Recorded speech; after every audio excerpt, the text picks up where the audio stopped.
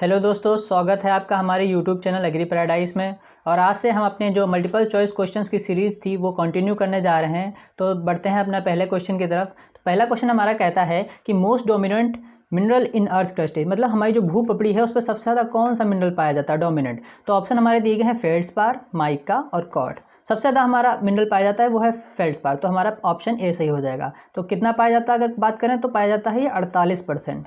फिर दूसरे नंबर पे किसका टर्न आता है तो वो है कॉर्ड्स पाया जाता है हमारा 36%। फिर उसके बाद माइका है कितना 10% पाया जाता है। तो बढ़ते हैं अपने अगले क्वेश्चन की तरफ।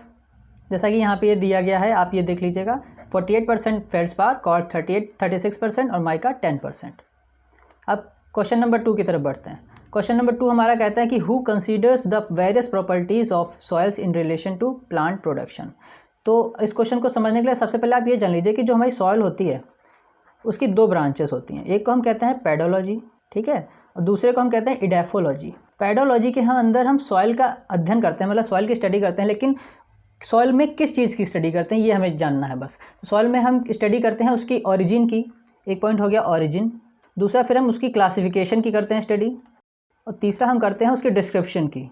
तो ये हो गया आपका हमारे पेडोलॉजी का मतलब। पेडोलॉजी में हम किसकी स्टडी करते थे, ओरिजिन की, क्लासिफिकेशन की और डिस्क्रिप्शन की, सॉइल के टर्म्स की स्टडी करते थे। अभी अगर बात करें हम दूसरी तरफ इडेफोलॉजी की, तो इडेफोलॉजी में हम करते हैं प्लांट के रिलेशन में हम सॉइल की स्टडी करते हैं, मतलब हमारे प्लांट्स को क्या क्या चाहिए सॉइल से उसके बारे में हम स्टडी करते हैं। तो यहाँ पे जैसा हम बात करें हमारा क्वेश्चन क्या कह रहा है, पढ़ लेते हैं कि who considers the various properties of soils in relation to plant production. तो हमने अभी क्या बताया आपको, जब प्लांट के रिलेशन में हम सॉइल की स्टडी करते हैं तो उसको क्या कहते हैं, इडेफोलॉजी। और इडेफोलॉजी में जो साइंटिस्ट काम करेंगे उसको क्या बोलेंगे, इडेफोलॉजिस्ट। तो हमारा कौन सा ऑप्शन सही हो जाएगा, थर्ड ऑप्शन सही हो जाएगा। अब बढ़ते हैं अपने अगले क्वेश्चन की तरफ। अगला क्वेश्चन हमारा क्या कहता है, अगला क्वेश्चन कह रहा है कि परमानेंट सॉइल प्रॉपर्टी क्या है। पहले जान लेते होते क्या है, जो आपके ऑप्शन दिए गए इनके मतलब क्या होते हैं। जो टेक्सचर होता है, तो टेक्सचर का मतलब होता है आपकी सॉइल में कितना सैंड, सिल्ट और क्ले का कितना रिलेटिव परसेंटेज है, उसको क्या हम बोलते हैं, टेक्सचर। वहीं बात करें स्ट्रक्चर क्या होता है, स्ट्रक्चर होता है कि जो आपके प्राइमरी पार्टिकल्स होते हैं सॉइल के, जैसे प्राइमरी पार्टिकल्स हम सैंड और सिल्ट और क्ले को ही बोलते हैं, तो इनका जो अरेंजमेंट होता है उसको हम कहते हैं स्ट्रक्चर।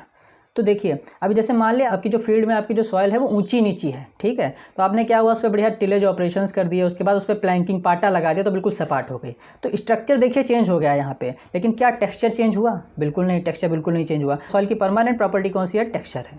चौथा क्वेश्चन हमारा कहता है कि सोनालिका और कल्याण किसकी वैरायटी है। तो सोनालिका कल्याण हमारी वीट की वैरायटी है। जैसा कि यहाँ पे दिया गया है कि वीट की वैरायटी है, और इनको किसने दिया था, इनको नॉर्मन बोरलॉग ने दिया था मैक्सिको में 1963 में। अब बात करें नॉर्मन ई बोरलॉग थे कौन, तो ये फादर ऑफ ग्रीन रिवॉल्यूशन थे इन वर्ल्ड की। अगर बात करें इंडिया की तो MS स्वामीनाथन थे ग्रीन रिवॉल्यूशन के फादर। अब बढ़ते हैं अपने अगले क्वेश्चन की तरफ। अगला क्वेश्चन हमारा क्या कहता है कि vertical section of the soil is known as, मतलब जो आपकी वर्टिकल सेक्शन होता है सॉइल का उसको हम क्या बोलते हैं, ठीक है, जो ऊर्ध्वाधर काट होती है सॉइल की उसको हम क्या बोलते हैं, तो उसको हम बोलते हैं सॉइल प्रोफाइल बोलते हैं। जैसे कि अभी हम आपको फोटो दिखा रहे हैं सॉइल प्रोफाइल की, ये देखिए ये है सॉइल प्रोफाइल। इसकी फिर ये बहुत सारी हॉराइजन्स होती हैं, ए हॉराइजन, बी हॉराइजन, सी हॉराइजन, ये ऐसे ही। अब बढ़ते हैं अपने अगले क्वेश्चन की तरफ। अगला और ये हमारा लास्ट क्वेश्चन है। लास्ट क्वेश्चन क्या कहता है कि डाउनी मिल्ड्यू इन ग्रेप्स किसके कारण होता है। तो ये आपका होता है एक फंगस होती है प्लाज्मापोरा विटिकोला के कारण होता है।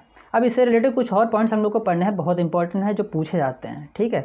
तो हमें पढ़ना है क्या है कि ये होता है प्लाज्मापोरा विटिकोला के द्वारा, ठीक है। और इसी को सही करने के लिए जो हमारा बोर्डेक्स मिक्सचर था, आपने बहुत नाम सुना होगा इसका, बोर्डेक्स मिक्सचर था, उसकी डिस्कवरी हुई थी। किसने डिस्कवर किया था उसको, मिलार्डेट ने डिस्कवर किया था। कब, 1985 में, ठीक है।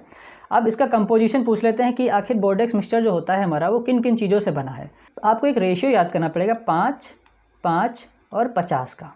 अब इसमें जो ये 5 है ये होता है आपका कॉपर सल्फेट CuSO4, ठीक है। और जो दूसरा होता है 5, ये है आपका लाइम, चूना जिसको हम बोलते हैं। तीसरा है हमारा पानी, वाटर, ठीक है। तो ये बहुत ज़रूरी है, आपसे पूछ लेते हैं ज़्यादातर एग्जाम्स में। हमने देखा है कि बोर्डेक्स मिक्सचर का कंपोजिशन पूछ लेते हैं, फिर आपको उसमें भ्रमित भी कर देते हैं, लाइम की जगह कुछ और दे देंगे, जैसे रेड लेड दे देंगे कहीं पे, ठीक है, कहीं पे सोडियम कार्बोनेट दे देंगे। तो ये चीज़ आप इसका कंपोजिशन ज़रूर याद रखिएगा। तो आशा करता हूँ आपको आज का वीडियो पसंद आया होगा। हमारे चैनल को सब्सक्राइब करिए और वीडियो को लाइक दीजिए। Thank you.